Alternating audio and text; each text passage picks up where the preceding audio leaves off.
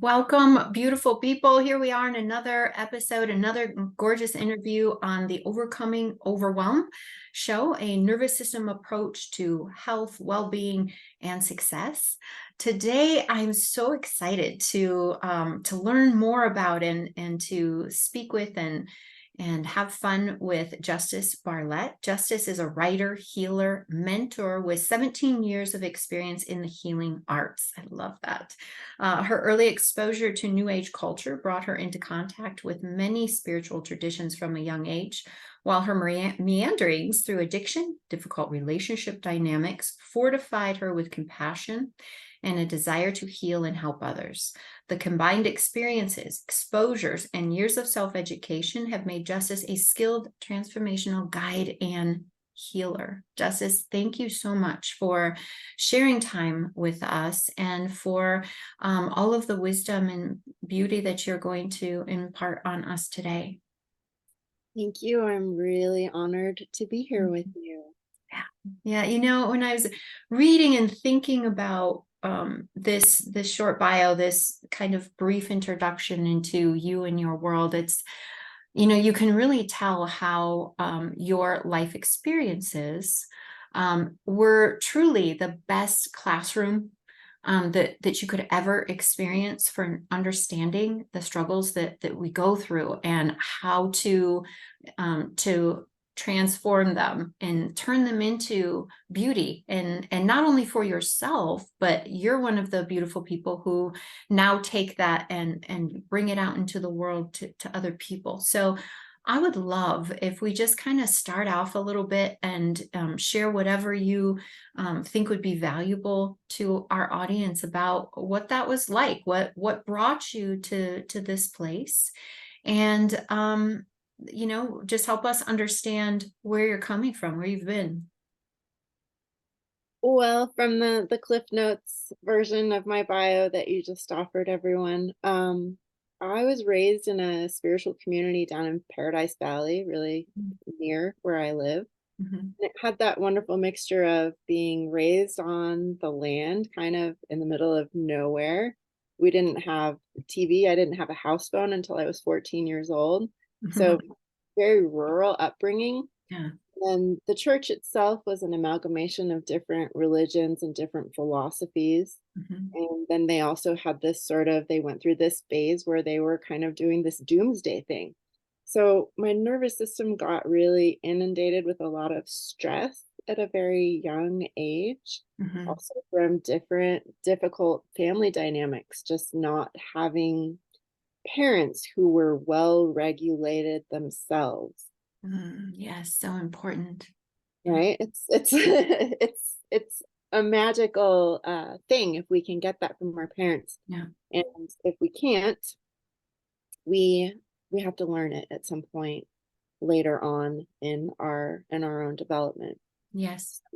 Fresh out of high school, I got involved in some harder drugs, which I found sort of later in life, I would say, sort of recreated those early distressful dynamics. I think a lot of us are kind of doing that when we're in that cycle. We're reaching for something that either mimics what we experienced when we were younger, or that we're trying to soothe it. And there's a combination of both, Yeah. right? Yeah, for sure. Absolutely. Yeah.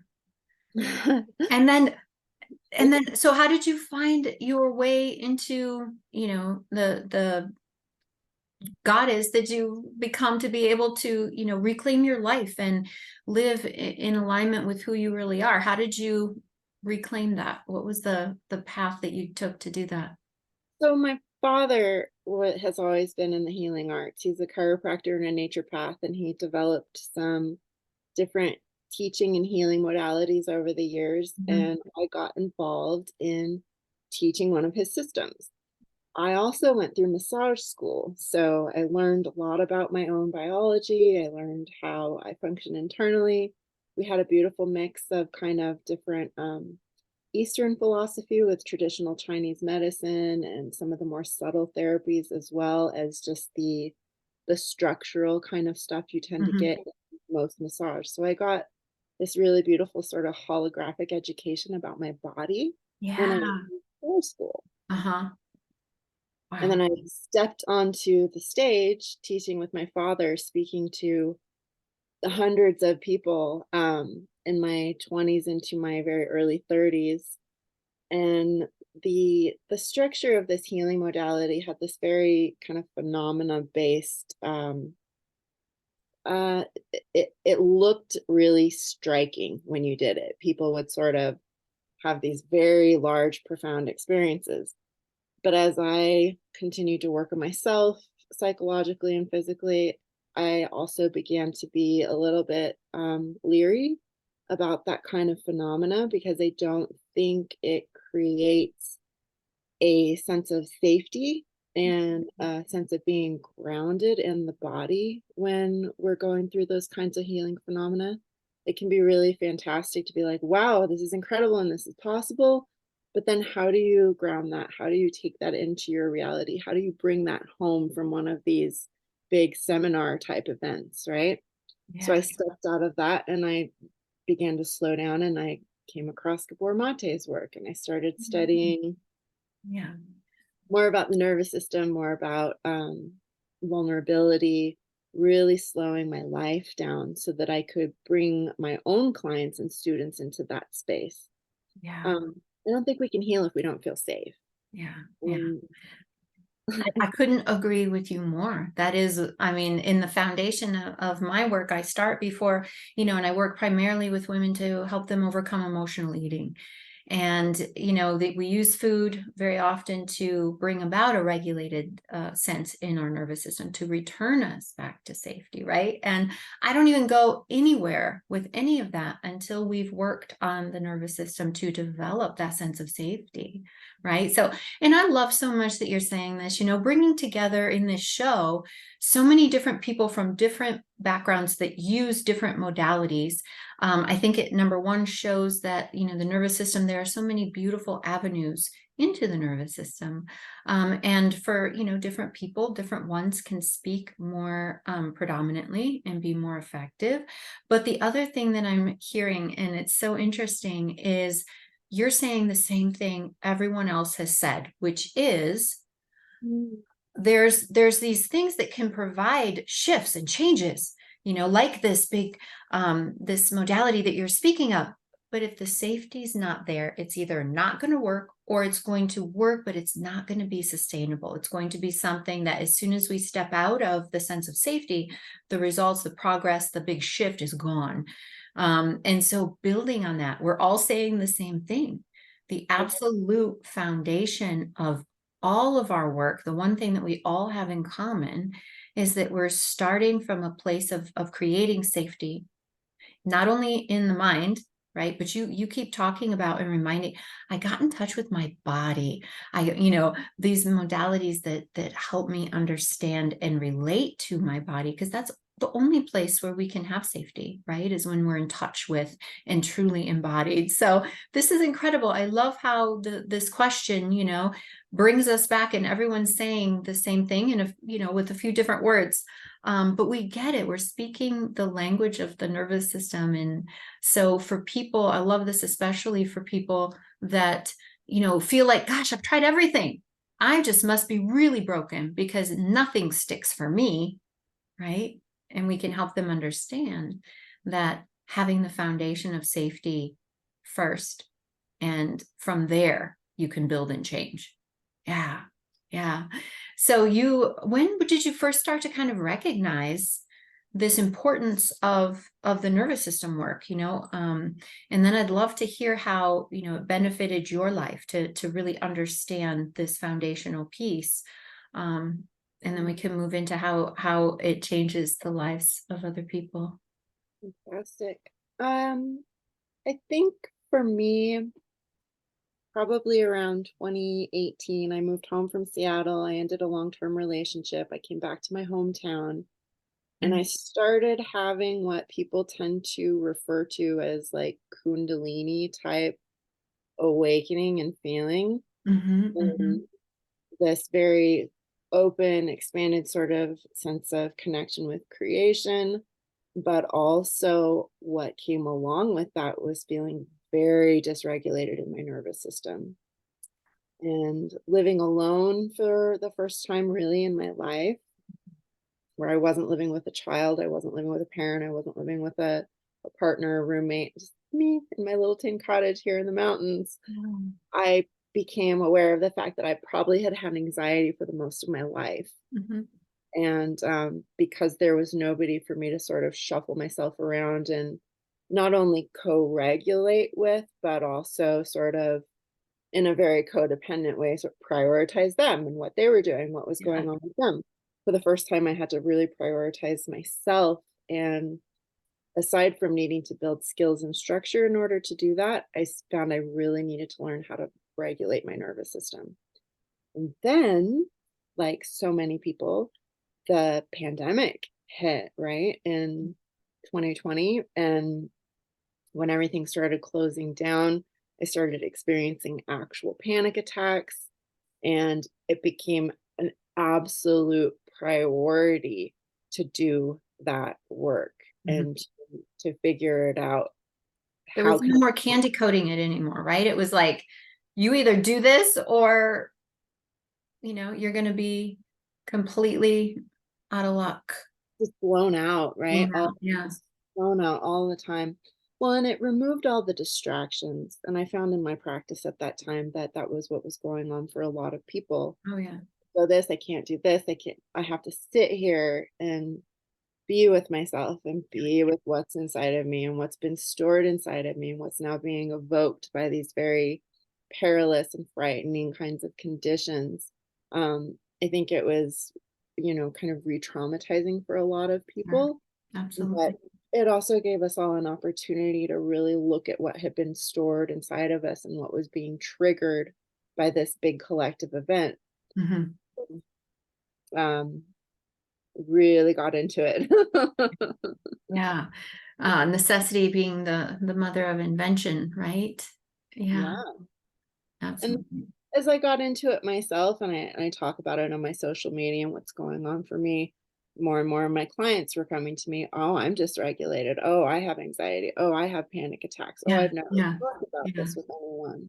yeah. Or I didn't even know. I didn't know. That's such a big thing. And for so many of us, it can start preconception. So Yeah. if we have lived our whole lives with dysregulated nervous systems, how would we know that there's anything different? And so that's the part, where people really need education and understanding to even know in the first place that this is something that is limiting them and making life hard. Let me ask you, what would you say would be maybe a handful of, I guess, symptoms or signs that we could share with people, that would kind of indicate for them that maybe their nervous system is a bit dysregulated, could use some extra support and safety?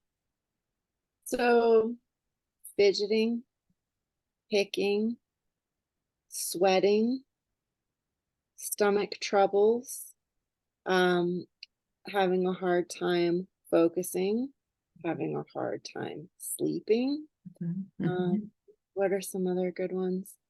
Uh, it's quite Using things outside of yourself, food, drugs, yeah, alcohol, gaming, TV, shopping, sex, gambling, overworking.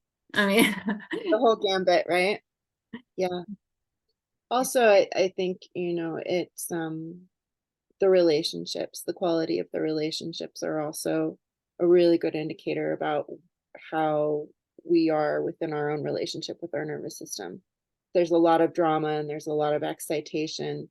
We're typically discharging energy that we don't know how to contain or titrate in our own nervous system. mhm. Through the shared experience of doing that with other nervous systems as well. Yeah, exactly. And just really trying to, I think when we don't have that sense of safety, we're always looking for it, right? And if we're looking for it in our relationships, we're putting a strain and a false sense of security, really, on another person, which can never lead to positive results, right? That sense of safety has to come from us first, and then we get to share love, share life, as opposed to, I need you to love me. I need you to make me safe. Like, we're going to show up much differently in that space. The person is going to show up much differently in that space.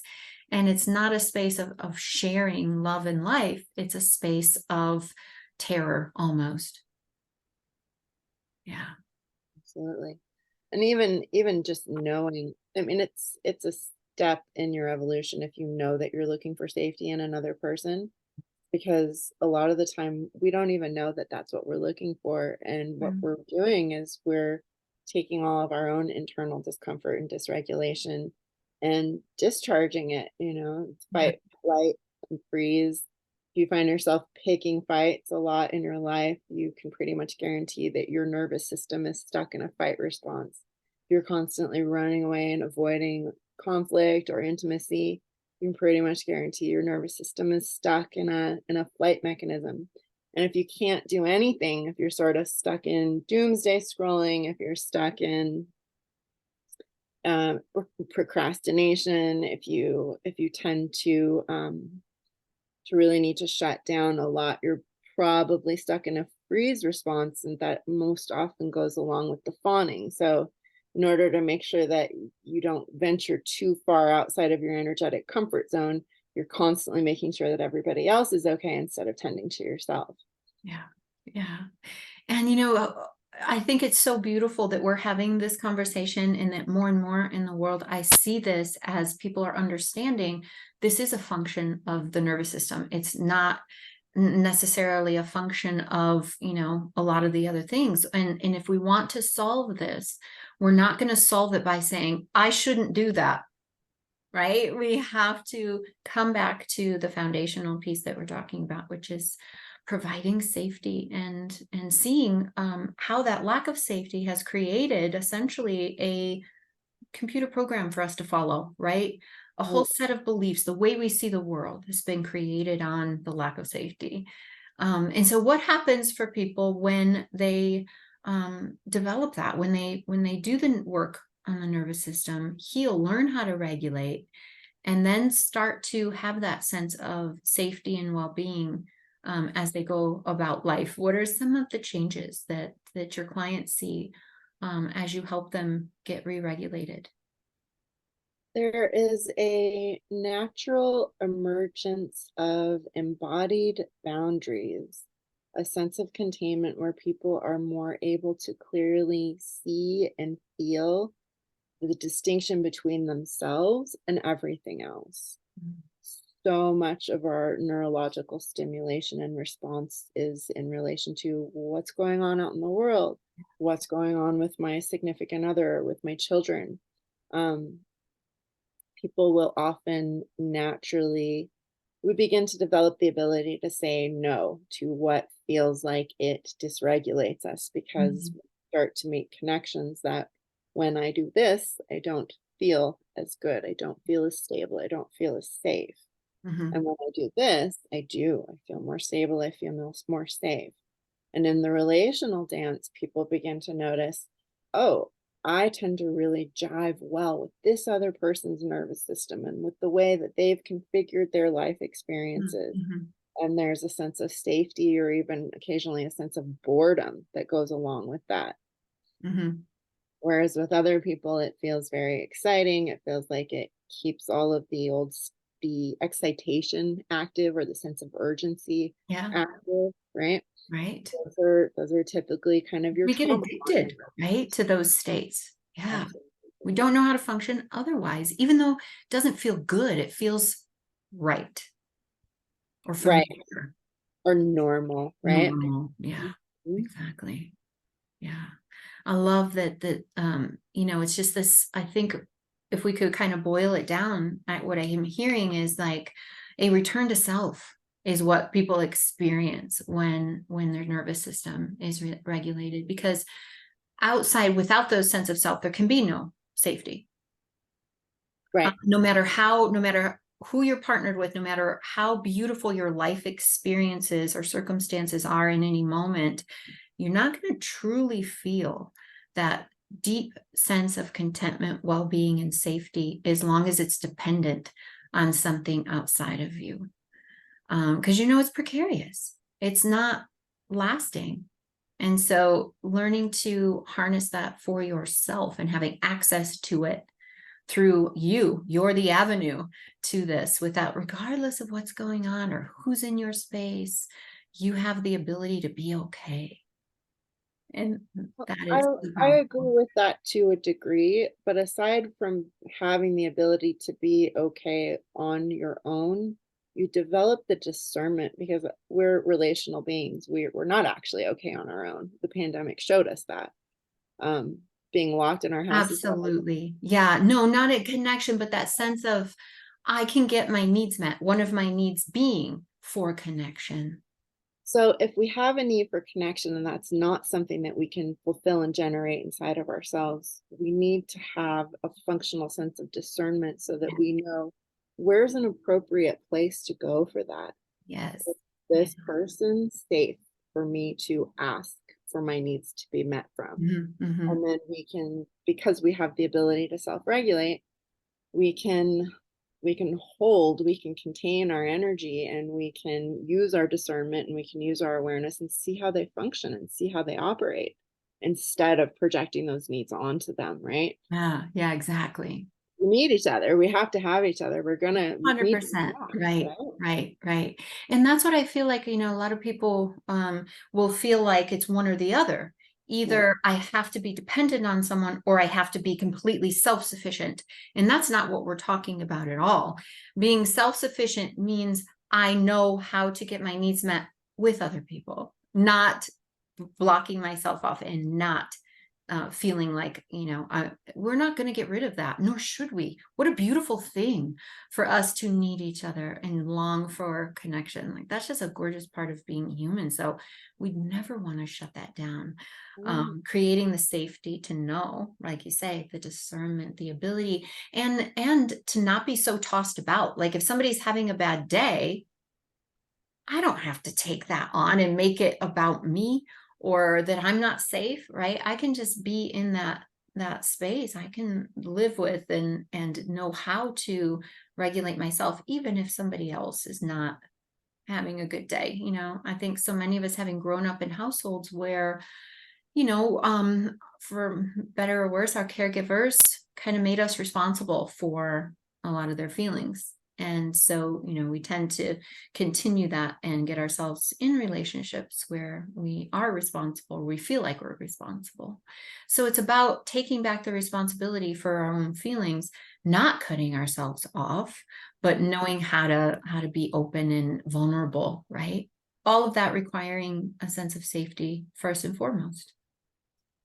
And I want to make a point also, because I think when we start to talk about regulation and we start to talk about self-soothing, Yeah. it can sort of get misconstrued with placation and placating ourselves. So Mm. I really want to make it clear Mhm. that within this state of regulation, there is and there needs to be the space and the inclusion of the entire emotional spectrum. Mm. Being safe inside of ourselves means that it is safe for us to be angry. It's safe for us to be disgusted. It's safe for us to feel happy. It's safe for us to run all of these emotions and all of these sensations on our own in relation to others through our nervous systems. Our nervous systems can handle it, because numbing and shutting ourselves down and placating ourselves in the name of regulation, that's not actually Yeah. regulation. Yeah. It's actually abandonment. Yes. Yeah. And that's what the food is, and the people that I work with, the food is actually a source of abandonment because I can't see you, internal world. I can't be with you right now, and I tell them it's kind of like, a little child. Imagine a 3 or 4-year-old child coming to you and saying, I need help. I don't feel, I'm anxious, I'm angry, I'm whatever. And you say, here, cookies, you deal with her because I don't know what to do. I don't want to deal with this right now. You go and deal with her. And, so when we open up to that and learn how to feel the anger or the grief or the whatever, we're taught to run away, right, from difficult, intense emotions. When we were kids, oh, don't be scared. There's nothing to be scared of. Oh, look on the bright side, right? We aren't taught how to just sit in that.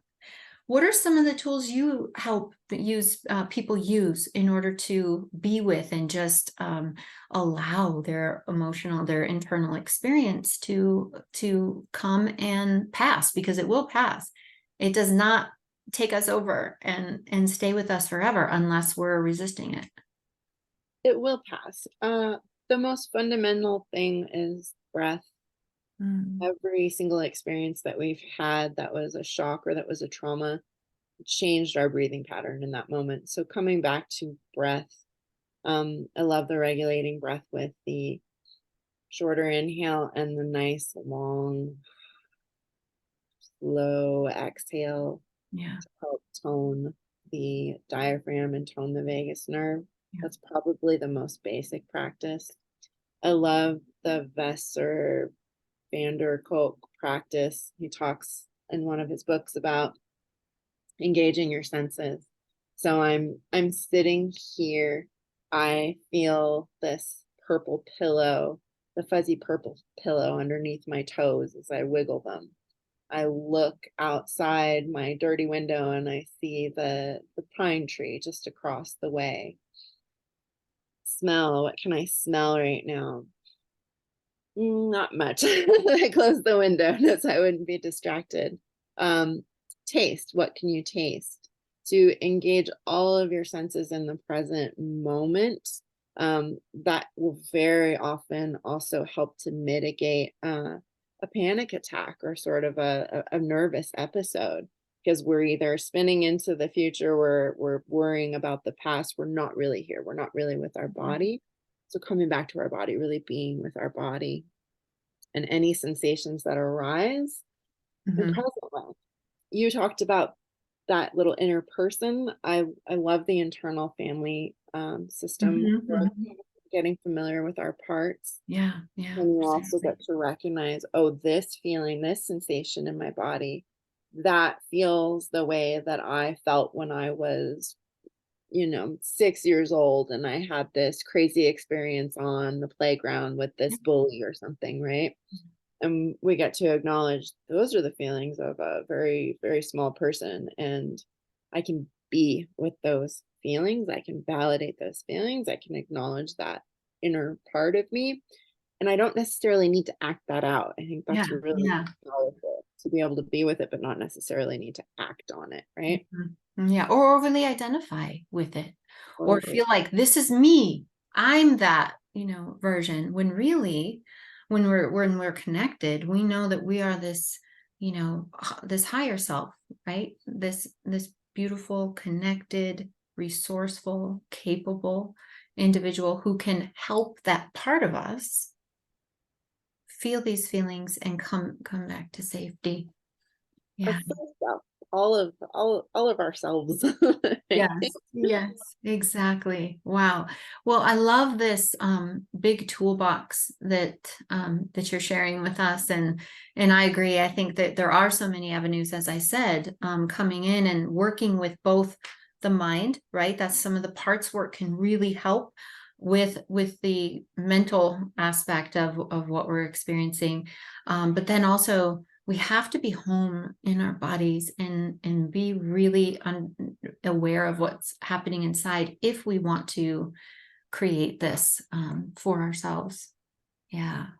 Wow. There's so much that we could talk about, so much that people, can learn from you, from your experience, and from the work that you've done to, pull it all together, right? Because I know and I too, I can definitely appreciate, kind of the personal path, right, to figuring this stuff out, to having these experiences in our own lives, so that's how we really learn. It's one thing to learn it kind of in theory and to be able to teach it from that standpoint, but when you've been in that dysregulated place, when you have, tried everything to regulate and saw the results were not positive, I think that's the place from which we can really truly powerfully help other people see. And I would love to share your gift with the audience so that they can, start to experience some of what you're able to provide for them in their beautiful nervous systems.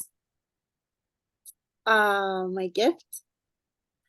Oh, as part of the show, most of our guests were offering something, either maybe a book or like a little ebook, a video series, something that people can get to know you and your work a little bit better.